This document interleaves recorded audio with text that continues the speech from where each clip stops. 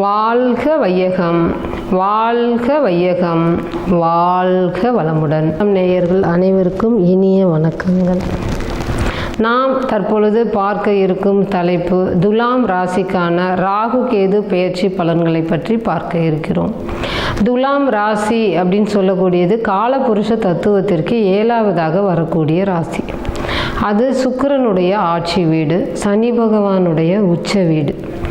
துலாம் ராசி அப்படின்னு சொல்லும் பொழுதே பார்த்தீங்கன்னா ஒரு நபருக்கு கணவன் மனைவியில் நல்லா இருக்காங்களா அப்படின்னு செக் பண்ணக்கூடிய இடம், செக் போஸ்ட் மாதிரி 7ஆம் இடம் அப்படின்னு சொல்லக்கூடிய துலாம் ராசி. பொதுவாக அவங்களுக்கு வேறு லக்னம் ராசியாக இருந்தாலும் 7ஆம் இடத்துல, அதாவது காலபுருஷ தத்துவத்திற்கு 7ஆம் இடமாக வரக்கூடிய துலாம் ராசியில் சுபகிரகங்கள் இருந்தது அப்படின்னா அவங்க நல்லா வாழ்ந்துருவாங்க.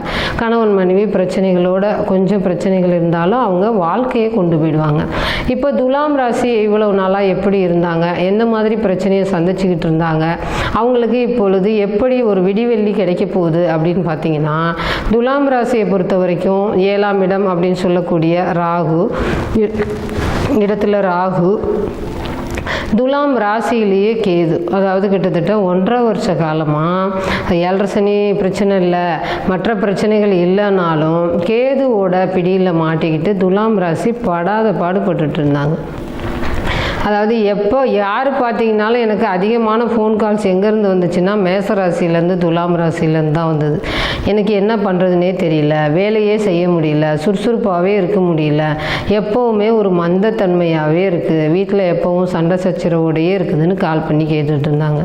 இப்போ யார் யாரெல்லாம் துலாம் ராசியில் வரீங்களோ அவங்கெல்லாம் இனிமேல் நிம்மதியாக பெருமூச்சு விடலாம். ஏன்னு கேட்டிங்கன்னா 7.5 சனி காலமும் முடிஞ்சிருச்சு. கேதுவோட பயிற்சி அப்படின்னு சொல்லக்கூடியது வந்து துலாம்லேருந்து கன்னியா ராசிக்கு போயிடுச்சு. கணவர் ஸ்தானமாக இருக்கக்கூடியது, மனைவி ஸ்தானமாக இருக்கக்கூடிய மேச ராசியிலேருந்து ராகு பயிற்சி ஆகி மீனத்துக்கு போகுது. அப்போ கேது வந்து 12ஆம் இடம் அப்படின்னு சொல்லக்கூடிய கன்னியா ராசியிலையும், ராகு வந்து 6ஆம் இடம் தைரியம் அப்படின்னு சொல்லக்கூடிய இடத்துல வந்து ராகுவும் வந்து அமர்ந்திருக்குதுங்க. அதனால் துலாம் ராசியை பொறுத்த வரைக்கும் தன்னை என்னென்ன மாதிரியெல்லாம் பலவீனப்படுத்திட்டு இருந்ததோ, எந்தெந்த மாதிரியெல்லாம் நோய் நொடிகளை கொடுத்துட்டு இருந்ததோ அது எல்லாமே ஃபுல்லாக ரிலீஸ் ஆகி பிரச்சனை இல்லாமல் தனக்கு ஒரு நல்ல பாசிட்டிவ் எனர்ஜி கிடைக்கக்கூடிய காலகட்டமாக மாறப்போகிறாங்க.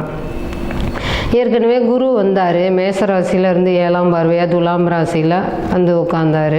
குரு வந்து துலாம் ராசியை பார்க்கும் காலகட்டத்தில் நிறைய பேர் என்ன சொன்னாங்கன்னா, துலாம் ராசிக்காரவங்களுக்கு கல்யாணம் நடக்கிறது தடை இருந்ததெல்லாம் நிவர்த்தியாகி திருமணம் கைகூடி வரும் அப்படின்னு சொன்னாங்க. அடுத்து பார்த்தீங்கன்னா 5ஆம் இடத்துல சனி பகவான் போய் ஆட்சியானதுனால குழந்தை பேர் கிடைக்கும் அப்படின்றது எல்லாமே சொன்னாங்க. ஒரு விஷயம் கூட நடத்த முடியலைங்க.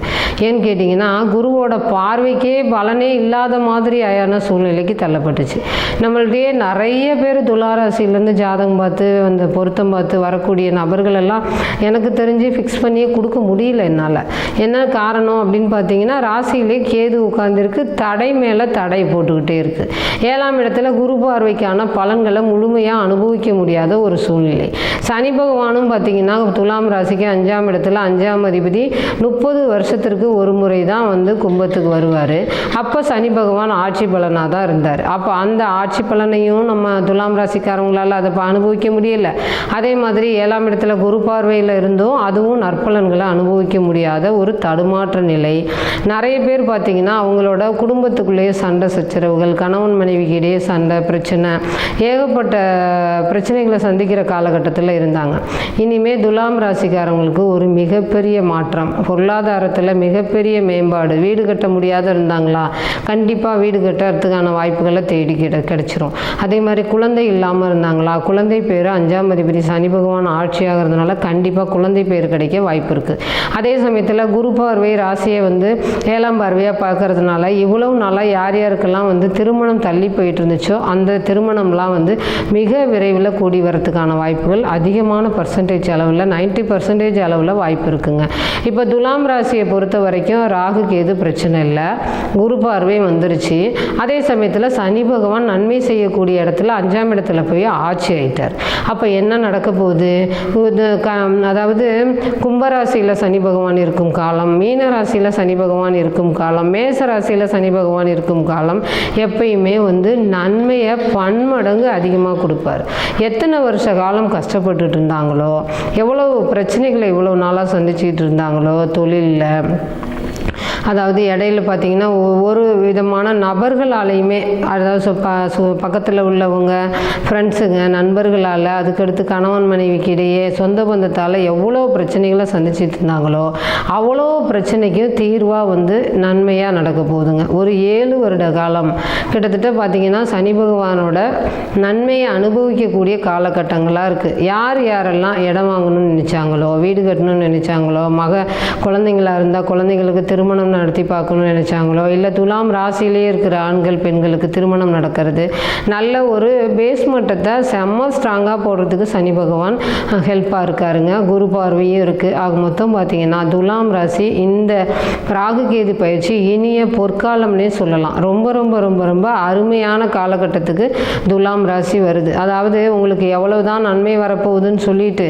அவங்க உழைக்க தயாராக இல்லை அப்படின்னா சனி பகவான் நன்மை தரமாட்டாருங்க. அதாவது நேரங்காலம் பார்த்து ஓடுறதுக்கு தயாராகிடணும், உழைக்க ஆயிடணும். அதே மாதிரியே ஸ்ரீரங்கம் போயிட்டு வெள்ளிக்கிழமை காலையில் 6 to 7 துலாம் ராசிக்காரவங்க வழிபாடு எடுத்துக்கிட்டாங்க அப்படின்னா இந்த கோள்கள்லேருந்து வரக்கூடிய பிரச்சனைகளை நம்ம ஓரளவு குறைச்சிக்கலாம். அதே மாதிரி நன்மைகளை அதிகப்படுத்திக்கலாம். ஏன்னு கேட்டிங்கன்னா சுக்கிரனோட வீடு துலாம் ராசி. ஸ்ரீரங்க ரெங்கநாதர் பார்த்திங்கன்னா அயன சயன கோலத்தில் அருமையாக காட்சி அளிச்சிட்டு இருக்கிறாருங்க. ஆக மொத்தம் ஸ்ரீரங்க வழிபாடு துலாம் ராசியை பொறுத்த வரைக்கும் ரொம்ப ரொம்ப பெரிய மாற்றத்தை கொடுக்கும்.